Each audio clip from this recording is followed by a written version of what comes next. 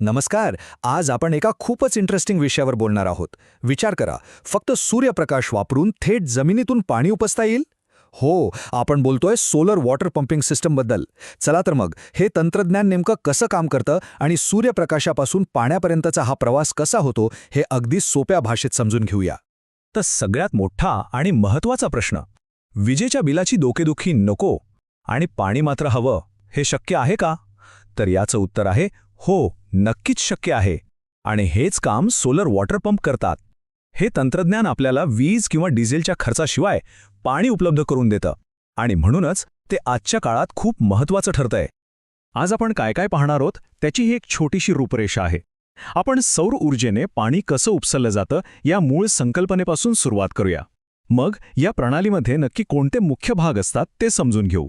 त्यानंतर याचे दोन मुख्य प्रकार कोणते, त्याचे फायदे काय आहेत आणि सगळ्यात शेवटी याचा उपयोग कुठे होतो आणि याचं भविष्य काय आहे यावरही एक नजर टाकूया. चला तर मग आपल्या पहिल्या भागाकडे वळूया.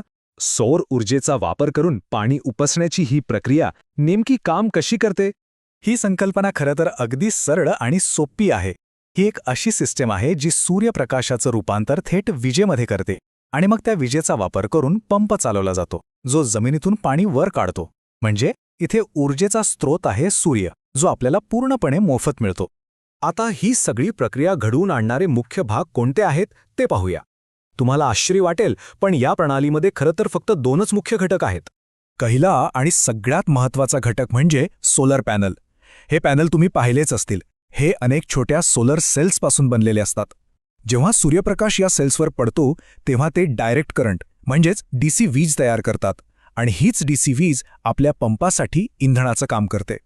आणि दुसरा महत्त्वाचा घटक म्हणजे अर्थातच वॉटर पंप. हा एक विशेष पंप असतो, म्हणजे सोलर डीसी वॉटर पंप, जो सौर पॅनलने तयार केलेल्या डीसी विजेवरच चालतो. गरजेनुसार सेंट्रिफ्युगल किंवा सबमर्सिबल असे याचे वेगवेगळे प्रकार असू शकतात, जे जमिनीतून किंवा इतर पाण्याच्या स्रोतामधून पाणी उपसण्याचं काम करतात.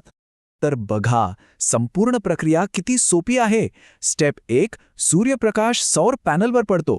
स्टेप 2, पॅनल डीसी वीज तयार करतात. आणि स्टेप 3, त्या विजेवर पंप चालतो आणि पाणी उपसलं जातं. अगदी सरळ आहे हे.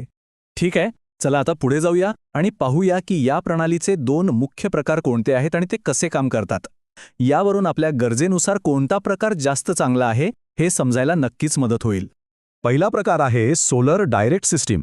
नावावरूनच कळतंय, यामध्ये सौर पॅनलमध्ये तयार झालेली वीज थेट म्हणजे डायरेक्ट पंपाला पुरवली जाते. इथे गंमत अशी आहे की वीज साठवली जात नाही, तर पाणी साठवलं जातं. म्हणजे दिवसा पंप चालवून पाणी एका मोठ्या टाकीत भरून ठेवायचं आणि मग ते नंतर कधीही वापरता येतं. आणि दुसरा प्रकार आहे बॅटरी आधारित सिस्टम. इथे सौर पॅनलने तयार केलेली वीज थेट पंपाला न देता ती बॅटरीमध्ये साठवली जाते. याचा सगळ्यात मोठा फायदा काय, तर सूर्यप्रकाश नसतानाही, म्हणजे रात्रीच्या वेळी किंवा ढगाळ हवामानातही बॅटरीमधल्या ऊर्जेचा वापर करून पाणी उपसता येतं. या स्लाइडवर आपण या दोन्ही सिस्टीम्सची थेट तुलना करूया, म्हणजे फरक पटकन लक्षात येईल. सोलर डायरेक्ट सिस्टीम साहजिकच फक्त सूर्यप्रकाशात काम करते, तर बॅटरी सिस्टीम कधीही काम करू शकते. घटकांमध्येही फरक आहे. सोलर डायरेक्टमध्ये फक्त पॅनल आणि पंप असतात, पण बॅटरी सिस्टीममध्ये पॅनल, कंट्रोलर, बॅटरी आणि पंप हे सगळं लागतं. त्यामुळे जिथे पाणी साठवून ठेवणं सोपं आहे, तिथे सोलर डायरेक्ट सिस्टीम उत्तम आहे. आणि जिथे रात्री किंवा कोणत्याही वेळी पाण्याची गरज असते, तिथे बॅटरी सिस्टीम जास्त कामाची ठरते. आता कोणत्याही नवीन तंत्रज्ञानाप्रमाणे याचेही काही फायदे आणि काही तोटे आहेत, बरोबर? चला त्यावर एक नजर टाकूया. याचे फायदे खरंच खूपच आकर्षक आहेत. सगळ्यात महत्त्वाचं म्हणजे एकदा पंप बसवला की चालवण्याचा खर्च जवळपास 0 असतो, कारण याचं इंधन म्हणजे सूर्यप्रकाश पूर्णपणे मोफत आहे.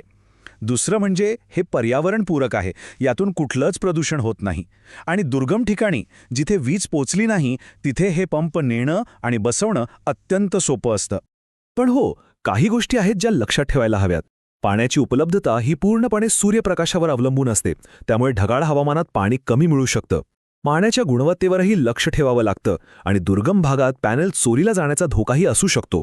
चला आता आपण शेवटच्या भागाकडे वळूया. हे तंत्रज्ञान आज नक्की कुठे कुठे वापरलं जातंय आणि त्याचं भविष्य कसं दिसतंय?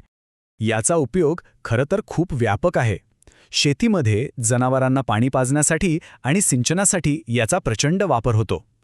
ज्या दुर्गम भागात वीज पोहोचलेली नाही तिथल्या घरांसाठी, तलावांच्या व्यवस्थापनासाठी आणि इतकंच काय तर संपूर्ण गावासाठी पाणी पुरवठा करायलाही सोलर पंप एक वरदान ठरत आहेत. आणि हा एक महत्त्वाचा प्रश्न आहे ज्यावर आपण सगळ्यांनी विचार करायला हवा. एकीकडे पेट्रोल डिझेलचे दर वाढत आहेत आणि दुसरीकडे पर्यावरणाची चिंता वाढतीये. हे सगळं पाहता सौर ऊर्जा आपल्या शेती आणि पाण्याच्या गरजा पूर्ण करण्याचा एक कायमस्वरूपी आणि शाश्वत मार्ग बनू शकते का, यावर नक्कीच विचार करण्यासारखा आहे.